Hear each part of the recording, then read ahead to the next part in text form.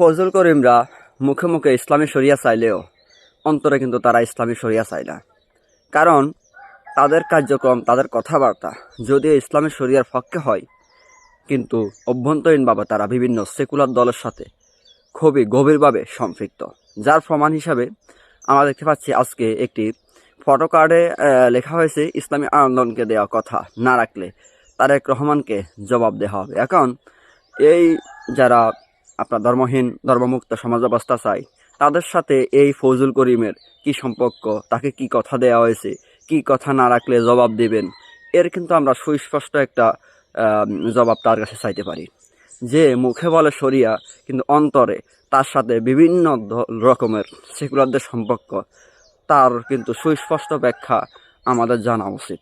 ফজল করিমের উচিত এই যে ফটোকার্ডে যে কথাগুলো লেখা রয়েছে এর সুস্পষ্ট ব্যাখ্যা আমাদের সামনে উপস্থাপন করা।